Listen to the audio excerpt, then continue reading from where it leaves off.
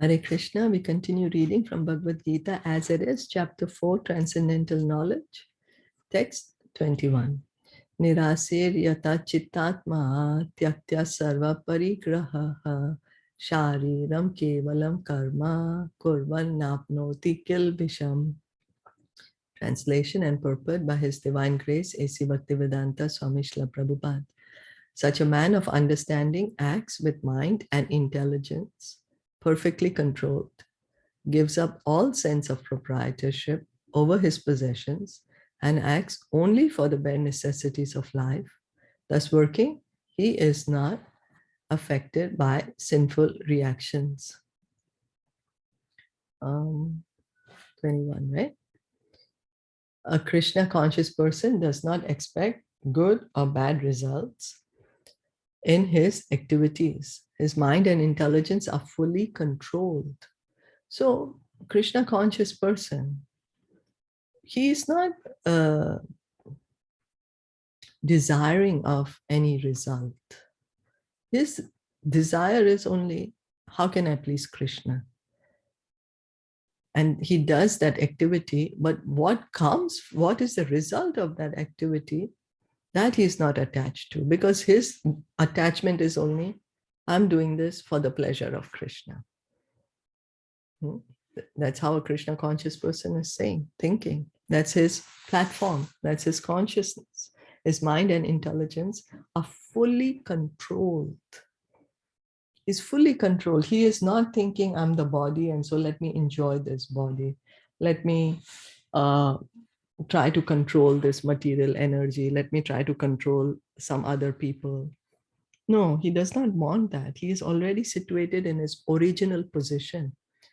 Each and every soul's original position is Krishna consciousness. So he's already situated in that position. He knows that because he's part and parcel of the Supreme, the part played by him as a part and parcel of the whole is not his own activity, but is only being done through him by the Supreme. So he understands himself to be an instrument of the Supreme Lord. Nimitta matram what is that Krishna says? Nimitra matram bhava savya sachi. Just become an instrument, become my instrument. And the Krishna conscious person already understands. He is on that platform. He is an instrument in the hands of the Supreme Lord. When the hand moves, it does not move out of his own accord, but by the endeavor of the whole body. So the hand itself is not independent. If we take away the hand from the body, it can't move. We are going to throw it away because it's like lifeless. But when the hand is attached to the body, then by the endeavor of the body, the hand can move. So a Krishna conscious person is always dovetailed with the supreme desire, for he has no desire for personal gratification. A Krishna conscious person, his only desire is, how can I please Krishna? What can I do to please Krishna? And he is always, whatever he is doing, whatever he's speaking, whatever he's thinking is how to please Krishna. That's all. That's what he's, because he's not on the body platform. He's already on the platform of the original consciousness of the soul. He moves exactly like a part of a machine. As a machine part requires oiling and cleaning for maintenance, so a Krishna conscious man maintains himself by his work just to remain fit for action in the transcendental loving service of the Lord. So he maintains his body also. Why? So that he can engage in devotional service. His work is also devotional service. Why? Because he's doing it.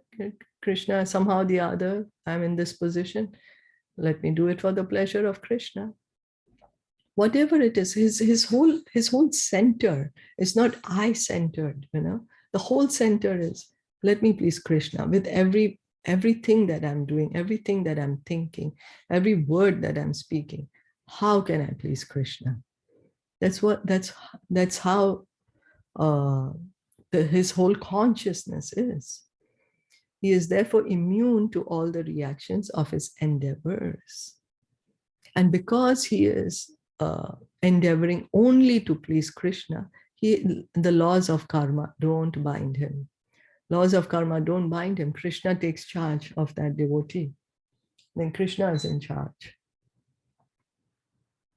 Like an animal, he has no proprietorship even over his own body. A cruel proprietor of an animal sometimes kills the animal in his possession, yet the animal does not protest, nor does it have any real independence.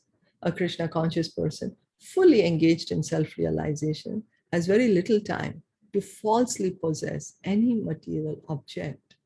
For maintaining body and soul, he does not require unfair means of accumulating money.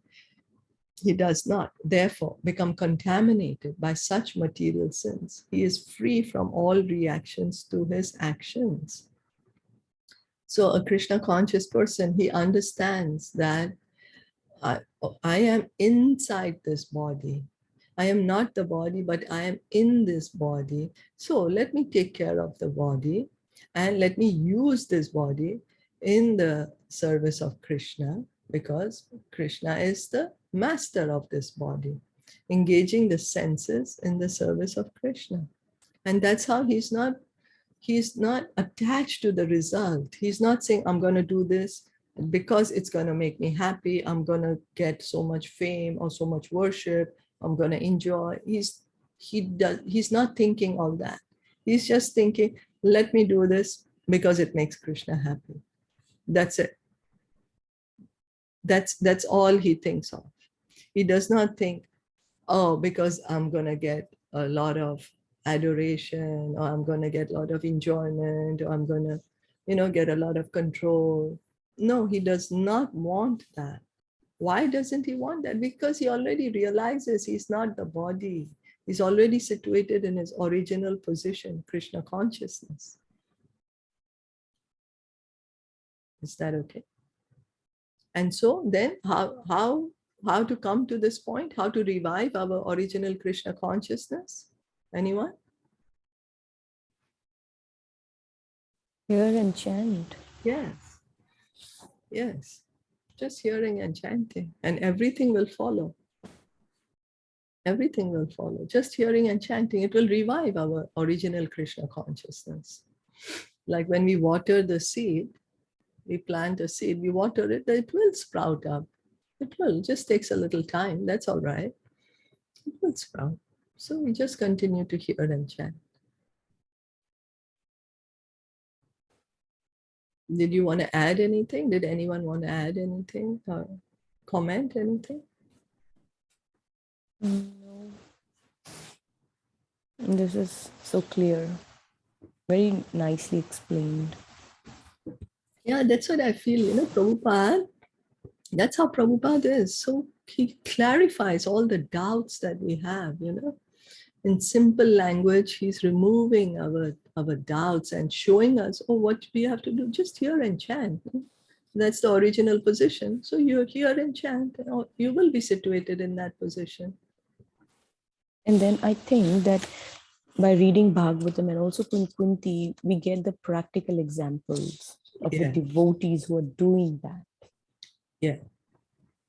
So then we can relate and understand that, yes, they are understanding it. They are doing it for his happiness. How much bad things are happening to them, negative things are happening, but still they are determined to serve Krishna. That means that is the do. Yeah.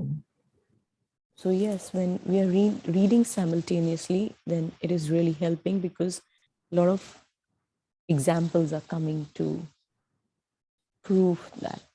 Yeah, as we read just now in Bhagavatam, that the miseries will come, but Krishna conscious person, he does not feel the pain.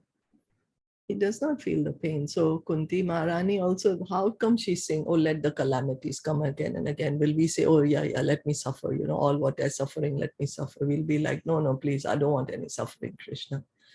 But she's saying, no, let it suffer. But she's not because her attachment to Krishna is so much more that she doesn't care about the suffering. Her consciousness is with Krishna, not with the suffering that's happening. And I think, like as you always say, that she has a complete faith on Krishna. That Yeah. Krishna can never do wrong. So then why should we be worried? Yes. Yes. So true. Yeah. That he's my best friend. Krishna is my best friend. He knows much better than me. Yes. Thank you. Thank you so much. Bhagavad Gita ki jai, Srila Prabhupada ki jai, Gaura Bhakta Vrinda ki jai. Hare Krishna. Thank you so much for listening in and joining in.